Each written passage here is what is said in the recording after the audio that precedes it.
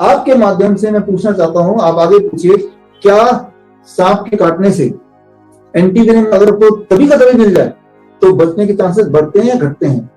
मैंने सारे एविडेंस पूरे दुनिया से इकट्ठे किए हैं और वो एविडेंस मैं आपको अभी दिखाता हूं।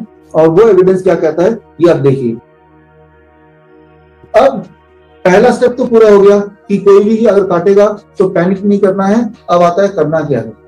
एक बात याद रखिए, करना क्या है कि जैसे ही वो काटेगा कोई भी सांप, एज्यूम कि वो सांप पॉइजनस है, ऐसा मान लेते हैं, तो वो जो विष है जिसे विनम बोलते हैं, पॉइजन बोलते हैं, वो बॉडी में बड़ी तेजी से दौड़ेगा।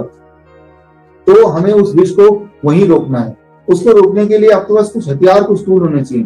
वो टूल नंबर 1, इस तरह की कोई पट्टी हो जिसे टॉर्निकेट कहते हैं, या फिर बेल्ट हो सकता है, या कोई कपड़ा हो सकता है, कोई मोटी रस्सी हो सकती है। ये ऐसी चीजें आप खरीद के घर पे रखिए, क्योंकि आपको अपना घर को ही हॉस्पिटल बनाना है।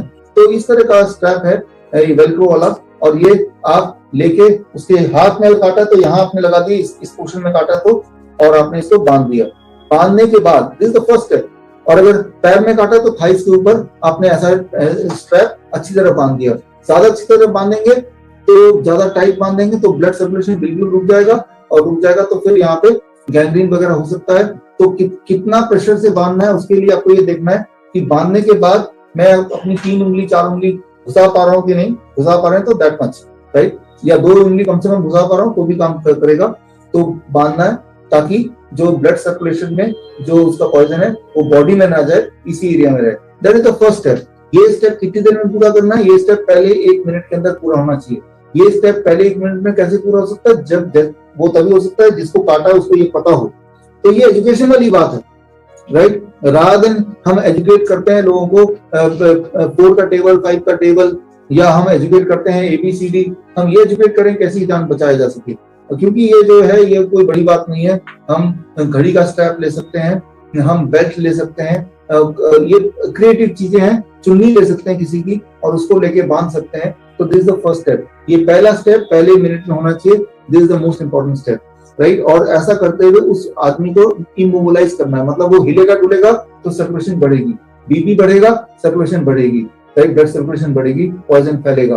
ब्लड प्रेशर बढ़ेगा तो ब्लड सर्कुलेशन बढ़ेगी। पैनिक ज्यादा होगा तो भी ब्लड सर्कुलेशन बढ़ेगी और पॉइजन ज्यादा फैलेगा। तो पैनिक नहीं करना है, बॉडी को हिलाना डुलाना नहीं है। तो आदमी वो लेट जाएगा तो वो एक पोस्चर है जिस पोस्चर में स्टिल वो रह सकता है, बिना सोए, बिना आंखें बंद किए, और तब कोई उसकी हेल्प करके बांध देगा, हाथ में या पैर में, राइट। पैर में हो तो थाइज में, हाथ में हो तो इस पोजीशन पे बांध दिया। That is the first step in the first 1 minute. अब दूसरा स्टेप क्या करना है? इस स्टेप के लिए 3-4 मिनट के अंदर करना है, और 3-4 मिनट में कोई जाके, अब ये देखिए, ये सक्शन पंप है, ये सक्शन कप है, ये 200-300 रुपए में कहीं से भी मिल सकता है आराम से, राइट। तो आप ढूंढिए, मिल जाएगा, अमेजन में मिल जाएगा या कहीं भी दुकान में मिल जाएगा। आप ये suction pump as a tool kit, first aid के लिए घर में रखिए, और ये लेके इसको ऐसे डाला, और डाल के मान लो मुझे यहाँ पे काटा तो व्हाट आई विल डू, मैंने इसको ऐसे लगाया और इसको मैंने पंप करना शुरू किया। और जैसे ये पंप कर रहा हूं मैं, तो अब देखिए पंप करने से ये, if you can see it, तो ये सब कर रहा है। और अगर काटा होता सांप या यहाँ पे कट होता तो यहाँ पे वो ब्लड आने लगता। तो इस पोस्चर पे इसको रहना है, और ये कितनी देर रहना है? इसको रखना है टोटल अबाउट 15 मिनट्स।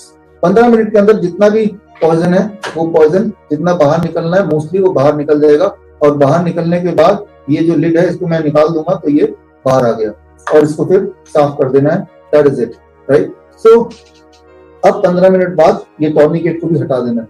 तो ये है फर्स्ट एड, पहला स्टेप, पहला, दूसरा, तीसरा स्टेप। इमोबिलाइज करना, टॉर्निकेट लगाना, फिर सक्शन से पॉइजन को बाहर निकलना। 90% ऑफ द पॉइजन और एटलीस्ट 50% पॉइजन बाहर निकल जाएगा ऐसा मान सकते हैं, लेकिन अभी भी पॉइजन अंदर होगा। तो उसके लिए क्या मेडिकल लिटरेचर में रहा जो पॉइजन है, उस पॉइजन को न्यूट्रलाइज करने के लिए कोई एविडेंस बेस्ड थ्योरी है? तो वो एविडेंस मैं आपको दिखाता हूं कि अब क्या करना है। आप अपने घर में ही दवा बना सकते हैं, ऐसी दवा जो बहुत ही कारगर हो सकती है। वो कैसे बनाएंगे? That's what I am going to show. ये बहुत ही इंपॉर्टेंट है, इसको जरा आप ध्यान से सुनिए। और I am showing in slide कि अब क्या करना है। इतना करने के बाद, ये प्राइमरी ट्रीटमेंट के बाद what is next step? The next step is, देखिए, evolution of venom nebulizer capacity of Indian medicinal plant, right? Bharat में ही बल्कि आपके घर में ही इलाज है जो ट्रेडिशनली लोग करते आए हैं और जो सक्सेसफुली होता आया है और जो मेडिकल जर्नल में भी साबित होता आया है।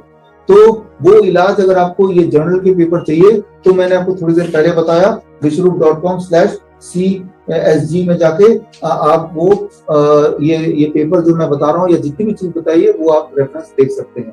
इस एप्लीकेशन में ये बोला गया है गार्लिक लेना है, लहसुन जो आप देख रहे हैं मेरे हाथ में है, लहसुन लेना है जो कि हर एक के घर में मिल जाता है और इसको लेके पीसना है। कितना पीसना है, ये पीसा हुआ है, राइट, उसके बॉडी वेट के हिसाब से for every 10 kg, her 10 kg के लिए ये ऐसा एक, मान लो वो 10 kg का बच्चा है तो ये एक को पीसना है, तो 20 kg का बच्चा है ये 2 पीसने हैं, तो 30 kg का है तो ये 3 पीसना है। जितने kg का उतना ये क्लोव पीसना है, वो फटाफट पीस जाएगा एक मिनट के अंदर फटाफट, और लेके उसको पानी में घोल के उसको पिला देना है। दिन में 3 बार, दिन में 3 टाइम्स पिलाना है, पहले दिन, अगले दिन 2 times and third day once. और साथ में बॉडी को डिटॉक्सिफाई करना है। डिटॉक्सिफाई कैसे करना है? The same 3 step food diet जो तो आप करते ही आए हैं। सो जैसे ही आप ऐसे करेंगे तो that he will have the best chance to live, right. तो दवाई, प्राइमरी ट्रीटमेंट, राइट, और डिटॉक्सिफिकेशन, यही 3 स्टेप है। एक बात याद रखिए, किसी मुश्किल प्रॉब्लम का सोल्यूशन भी बहुत मुश्किल हो, कोई जरूरी नहीं है। मुझे ये पता है कि स्नेक बाइट वो प्रॉब्लम लगते हुए भी अगर ऐसे करेंगे तो बच सकता है या बच जाएगा ही।